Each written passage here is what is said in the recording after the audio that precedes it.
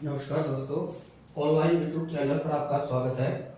दोस्तों, हम लोग चर्चा करेंगे आज जो राजस्थान की एक प्रमुख सभ्यता स्थल है जिसका नाम है बैराट सभ्यता। और ये जो बैराट सभ्यता है, इस बैराट सभ्यता का अगर वर्तमान की अगर बात करें तो कौन से जिले के अंतर्गत आएगी ये, तो याद रखिएगा जिला कोटपुतली के अंतर्गत आएगी ये।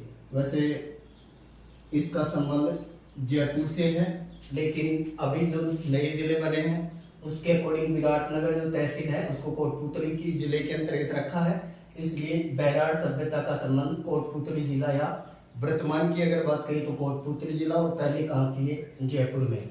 फिर बात करें दोस्तों, माना जाता है कि बैराट का प्राचीन जो उल्लेख मिलता है ये मिलता है महाभारत ग्रंथ में, और महाभारत के अंतर्गत जो माना गया है इसको नाम दिया है विराट नगर, विराट नगरी। बताइए महाभारत काल में बैराट को किस नाम से जाना गया? विराट नगरी। माना जाता है कि बैराट को बसाने वाला जो सम्राट था, राजा था, उसका नाम विराट था, और राजा विराट के कारण ही इस जगह का नाम विराट नगर पड़ा। और राजा विराट की कुल देवी का नाम मिलता है मनसा माता। और याद रखिएगा मनसा माता का जो मंदिर है वो वर्तमान में भी पापड़ी गांव में है। बैराट के पास में एक गांव है पापड़ी गांव, वहाँ पापड़ी गांव में आज भी महाभारत कालीन मनसा माता का मंदिर है, जिसके लिए माना जाता है कि ये 51वां शक्तिपीठ है, 51वां शक्तिपीठ है। और ये जो मनसा माता है, ये मनसा माता राजा विराट की कुल देवी मानी गई है। तो राजा विराट जिसने विराट नगर को बसाया था, उनकी कुल देवी मनसा माता का मंदिर आज भी विराट नगर में पापड़ी गांव की पहाड़ी के अंतर्गत मिलता है। दोस्तों, अगर हम लोग बात करें इसके और ऐतिहासिक साक्ष्यों की, तो माना जाता है कि प्राचीन काल में जब आदि मानव, तो आदि मानव के यहाँ से पत्थर के औजारों का संग्रह मिला है।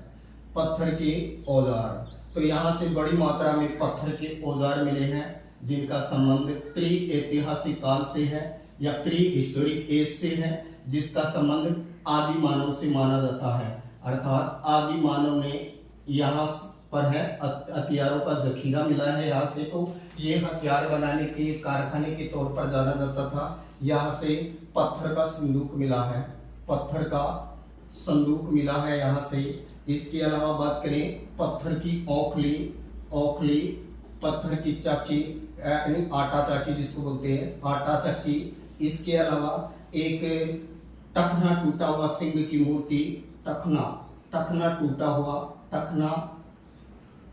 हुआ सिंह की मूर्ति मिली है यहाँ से। इसके अलावा खंडित रूप में बाला की मूर्ति मिली है, खंडित रूप में यहाँ से बाला की मूर्ति भी मिली है। दोस्तों, कहा जाता है कि आदि मानव ने यहाँ बहुत सारे गुहा चित्र बनाए, शैल चित्र बनाए, इसीलिए शैल चित्र होने के कारण या प्राचीन काल के शैल चित्रों के कारण इसे प्राचीन युग की चित्रशाला कहा है। बैराट को प्राचीन युग की चित्रशाला के नाम से किस जगह को जाना जाता है? विराट नगर को जाना जाता है, क्योंकि आदि मानव से संबंधित बहुत सारे चित्र यहाँ से मिले हैं। क्योंकि आदि मानव माना जाता है कि अरावली की पहाड़ियों के आसपास अपना निवास था इसका, इसलिए ये कहें कि जैसे कोटा में आलनिया नदी है, दर है भरतपुर के अंतर्गत, बर है बूंदी के अंतर्गत, ये जगह है, बैराट है, ये प्राचीन कालीन चित्रों के लिए जानी जाती हैं। इसलिए विराट नगर को शैल चित्रों के कारण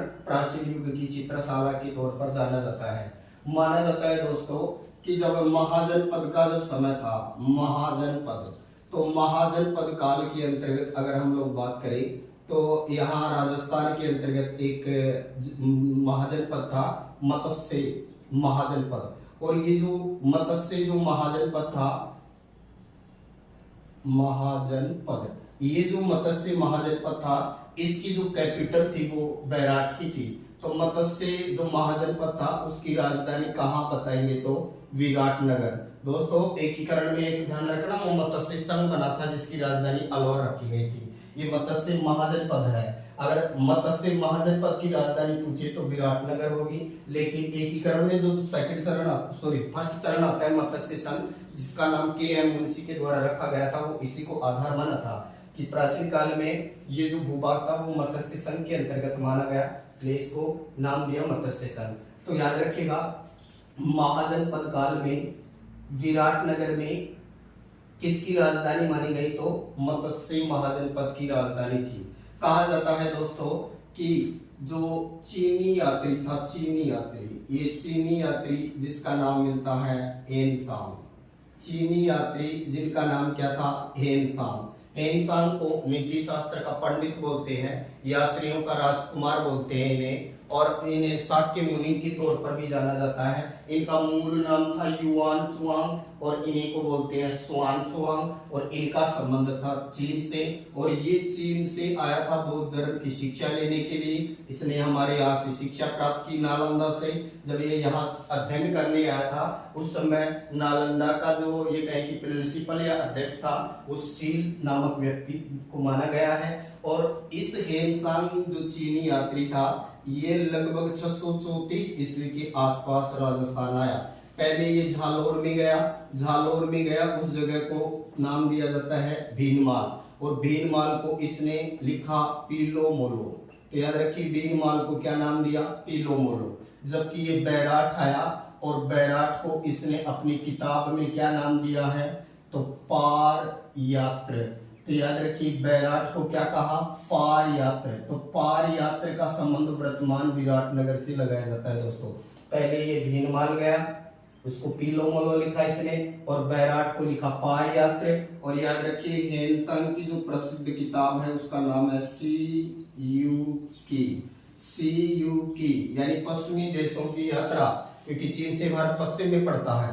तो ये बौद्ध धर्म के अध्ययन के लिए चीनी यात्री हेनसांग भारत आया 629 में, 645 तक भारत में रहा। 634 के आसपास ये राजस्थान में 2 जगह आया, भीनमाल झालोर में गया पहले, उसको पीलो मोलो लिखा, और इसके बाद में ये बैराट आया और बैराट को इसने पार यात्रा लिखा। हेनसांग लिखता है कि ये जो बौद्ध धर्म का एक प्रमुख केंद्र था ये विराटनगर। अब दोस्तों बात करते हैं इस सभ्यता से संबंधित अन्य साक्ष्यों की। तो सबसे पहले तो बात करते हैं इस सभ्यता का संबंध नदी कौन सी है। तो दोस्तों इस बैराट सभ्यता का अगर हम लोग संबंध की बात करें तो किस नदी से इसका संबंध लगाया जाता है? तो वो है बाणगंगा नदी। याद रखिए, जो बैराट की जो पहाड़ियां हैं, बैराट की पहाड़ियों से एक नदी निकलती है और उस नदी का नाम है बाणगंगा। याद रखिए, बाणगंगा को तीर गंगा भी कहा जाता है। बाणगंगा, तीर गंगा, या इसी को एक और नाम दिया जाता है अर्जुन की गंगा, क्योंकि तीर मारने वाला अर्जुन था इसलिए अर्जुन की गंगा। बताते ताला लगा था, तीर लगाते ही ताला खुला, इसलिए इसका नाम ताला नदी। कभी बहती है कभी नहीं बहती है, इसलिए इसका एक और नाम दे दिया रुंडित नदी। तो याद रखिए, बाणगंगा नदी, तीर गंगा नदी, अर्जुन की गंगा, ताला नदी या रुंडित नदी, ये एक ही नदी है जिसका उद्गम होता है बैराट की पहाड़ियों से। ये पहले सीधे अपना जल यमुना में ले जाती थी, वर्तमान में ये भरतपुर के आसपास ही लुप्त हो जाती है। तो ये जो बाणगंगा नदी है इसी के किनारे ये सभ्यता स्थल मिला है। तो याद रखिएगा, बाणगंगा नदी के किनारे कौन सा सभ्यता स्थल मिला है? तो बैराट। फिर बात करें दोस्तों, इस सभ्यता की खोज किसने की? तो इस सभ्यता का अगर खोजकर्ता की अगर हम लोग बात करते हैं तो इसकी खोज 1936-37 के आसपास राय बहादुर दयाराम साहनी द्वारा की गई। दयाराम साहनी द्वारा इसकी खोज की गई और थोड़ा सा उत्खनन कार्य भी किया गया। इसके बाद में 1962-63 में यहाँ 2 व्यक्ति, एक का नाम मिलता है नील रत्न बनर्जी और एक और व्यक्ति मिलते हैं जिनका नाम है कैलाशनाथ दीक्षित और नील रतन बनर्जी के नेतृत्व में 1962-63 में भी यहाँ उत्खनन का कार्य किया गया दोस्तों। विराटनगर जो ये कहें कि बैराट सभ्यता किस नदी किनारे, बाणगंगा, पीरगंगा, अर्जुन की गंगा, काला नदी या रूडित नदी के किनारे मिली। खोज करता दयाराम साहनी 1936-37। और बात करें कि दोबारा से उत्खनन हुआ 62-63 में, तो ये है नीलरतन बनर्जी। दोस्तों आजादी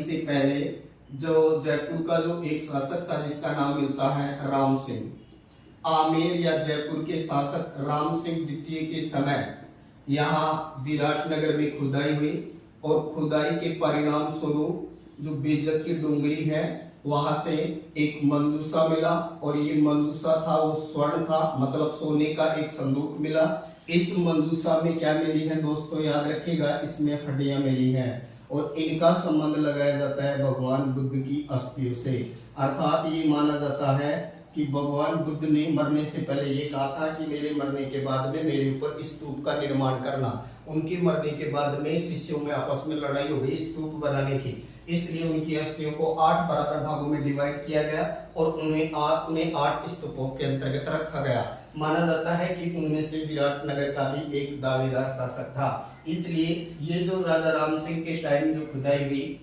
इस खुदाई के परिणाम स्वरूप बेइज्जत की डोंगरी से यहाँ से स्वर्ण मंजूसा मिला या स्वर्ण कलश मिला जिसमें हड्डियां मिली हैं, जिनका संबंध भगवान बुद्ध से लगाया जाता है। दोस्तों माना जाता है कि भगवान बुद्ध की पहली प्रतिमा विराटनगर से ही मिली है। बुद्ध की पहली प्रतिमा विराटनगर से ही मिली है। ये मथुरा शैली में बनी हुई है दोस्तों, याद रखिएगा। अर्थात मानव की पहली आकृति जिसके बारे में 100% कहा जाए कि फला व्यक्ति की या फला इंसान की है तो वो बुद्ध ही है। पहली ज्ञात मानव जो प्रतिमा है वो बुद्ध की है और ये विराटनगर से मिली है, मथुरा शैली में बनी हुई है ये बुद्ध की प्रतिमा, तो याद रखना। इसके अलावा ये माना जाता है दोस्तों कि ये जो विराटनगर वाला जो स्थान है, यहाँ का जो उत्खनन हुआ है, इस उत्खनन के परिणाम स्वरूप यहाँ से जो अवशेष मिले हैं, ये अवशेष यहाँ से 3 विशेष डूंगरियों से मिले हैं, जिनकी अब हम चर्चा करेंगे कि कहाँ से क्या मिला है।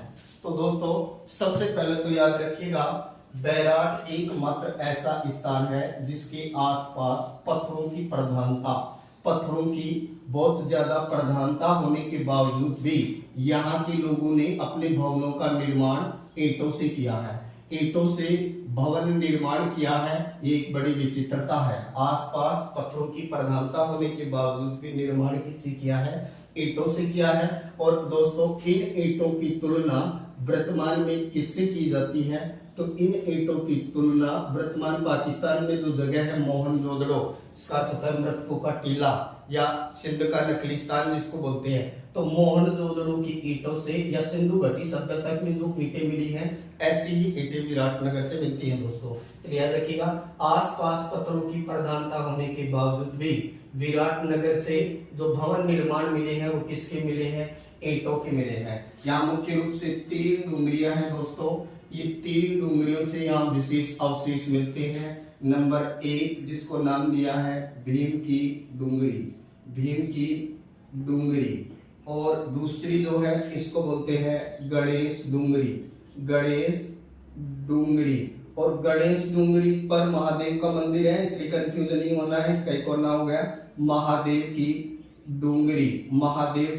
डूंगरी। और एक अन्य है जिसका नाम है बेइज्जत की डूंगरी या बेइज्जत की पहाड़ी। दोस्तों विराटनगर से 3 टीले मिले हैं या 3 पहाड़ी क्षेत्र है, वहां से उत्खनन किया गया। एक भीम की डूंगरी, इसे भीमगट्टा बोलते हैं। एक गणेश डूंगरी, यहाँ महादेव का मंदिर है इसलिए इसे महादेव की डूंगरी बोलते हैं। यहीं पर संग्रहालय भी बना हुआ है। और एक है बेइज्जत की डूंगरी। दोस्तों माना जाता है कि सबसे पहले यहाँ एक उल्लेख मिलता है 1837 का। 1837 में एक अंग्रेज कैप्टन बर्ट, याद रखिएगा, एक अंग्रेज अधिकारी था जिसका नाम था कैप्टन बर्ट कब आया, 1837 में आया। इस कैप्टन बर्ट ने बेइज्जत की डूंगरी से यहाँ से अशोक के शिलालेख की खोज की। अशोक के शिलालेख की क्या की, इसने खोज की दोस्तों। यहाँ अशोक का शिलालेख किसने खोजा, कैप्टन बर्ट ने। कब खोजा, 1840 में। सॉरी 1837 में। फिर इसको 1840 में यहाँ से काट कर ले गई। ये एक पत्थर के पहिए पर था, याद रखिएगा, ये शिलालेख किस पर था? पत्थर के पहिए पर था। कौन सी लिपि का मिला है? ब्राह्मी लिपि का मिला है। इसे 1840 में काट करके बीजक की डूंगरी से ले गए और वर्तमान में एशियाटिक सोसाइटी जो संग्रहालय है, अर्थात वर्तमान में राष्ट्रीय संग्रहालय कोलकाता में रखा गया है। तो याद रखना, कैप्टन बर्ट ने जो शिलालेख खोजा था बैराड से, जिसका नाम क्या रखा गया? भाबरू शिलालेख। भाबरू शिलालेख। ये भाबरू शिलालेख कहाँ से मिला? बीजक की डूंगरी से। कब खोजा गया? 1837 में। किसने खोजा? कैप्टन बर्ट ने। क्या नाम दिया? भाबरू शिलालेख। किस पर था? ये पत्थर के पहिए पर था। कौन सी लिपि में था? ब्राह्मी लिपि में।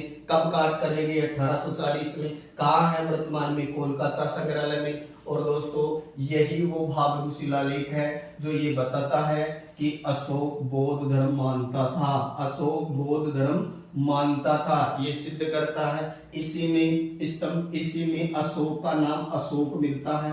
अर्थात ये कहें कि इसमें मगध का राजा अशोक लिखा गया है, बाकी जगह देवा नाम प्रिय मिलता है। इसके अलावा बात करें कि ये जो शिलालेख है इसके अंतर्गत है त्रिरत्न, बुद्ध धम्म और संघ का उल्लेख है। इसके नीचे बुद्ध धम्म और संघ का उल्लेख है, इसलिए इस शिलालेख को यानी भाबरू शिलालेख को एक और नाम दिया जाता है, इसे त्रिरत्न शिलालेख भी कहा जाता है। इस शिलालेख में गोहत्या पर रोक की भी बात की गई है दोस्तों। तो गोहत्या पर रोक की बात की गई है। भाबरू शिलालेख को त्रिरत्न शिलालेख कहते हैं। बेशक ये मिला बीजक डूंगरी विराटनगर से, लेकिन नाम रखा गया भाबरू शिलालेख। से माना जाता है कि जो अंग्रेज आया था वो एक रात्रि के लिए भाबरू गांव में रुका था, सुबह उठ करके वो बैराट गया, इसलिए उसने भाबरू शिलालेख नाम दे दिया इसको। इसके बाद में दोस्तों माना जाता है कि 1870 के आसपास यहाँ और एक अंग्रेज आया जिसका नाम मिलता है कार्लाइल। ये कार्लाइल जो अंग्रेज आया यहाँ, इसने एक और शिलालेख की खोज की और इसने शिलालेख कहाँ खोजा? तो भीम की डूंगरी में खोजा। बैराड से जो शिलालेख मिला है ये भीम की डूंगरी वाला, ये संक लिपि का है दोस्तों। और संक लिपि भारत की ऐसी लिपि है जो अभी तक पढ़ी नहीं गई है। जैसे आपकी जो सिंधु लिपि है उसको भी नहीं पढ़ा गया, उस पर अक्षर पे अक्षर खुदे हैं, पहली लाइन दाएं से बाएं, दूसरी बाएं से दाएं लिखी है, बीच बीच में चिन्हों का प्रयोग किया गया है, इसमें समस्या है। उसी तरह से संक लिपि में भी समस्या है, इसके ज्यादातर चित्र हैं वो संक से मैच करते हैं। आज भी आप भीम डूंगरी या भीमगट्टा के पास में ये जो कार्लाइल ने जो खोजा था संक लिपि वाला शिलालेख आज भी यहाँ देख सकते हैं। इसी को नाम देते हैं अशोक का शिलालेख। ध्यान रखना ये अलग है, इसको भाबरू शिलालेख नाम दिया है, ये आज भी बैराट में है। जबकि ये वाला जो बीजक से मिला इसको कहाँ ले गई? कोलकाता संग्रहालय में रख दिया गया। दोस्तों ये माना जाता है कि यहाँ पे खुदाई के परिणाम स्वरूप विराटनगर से क्या क्या मिला है? तो बेजक की डूंगरी से एक तो याद रखिएगा, उत्तरी भारत का पहला जो मंदिर है उसका साक्ष्य मिलता है यहाँ से। उत्तरी भारत का पहले मंदिर का साक्ष्य की अगर हम लोग बात करें ये कहाँ से मिलता है? तो ये विराटनगर से ही मिलता है, याद रखना दोस्तों। तो याद रखिए भारत में या उत्तरी भारत में पहला मंदिर का साक्ष्य ये कहाँ से मिला है? बैराड से मिला है, बीजक की डूंगरी से मिला है। और ये जो मंदिर है ये गोल मंदिर है, इसको नाम दिया जाता है गोल बौद्ध मंदिर है। और माना जाता है दोस्तों इस मंदिर को शायद मिहिर कुल जो हुन शासक था, मिहिर कुल के समय तुड़वाया गया, या ये कहे तुड़वाया गया किसके समय? तो मिहिर कुल। दोस्तों ऐसा उल्लेख मिलता है कि मिहिर कुल और तोरमान ने विराटनगर पर आक्रमण किया था। मिहिर कुल ने विराटनगर पर आक्रमण किया, इसने यहाँ से बौद्ध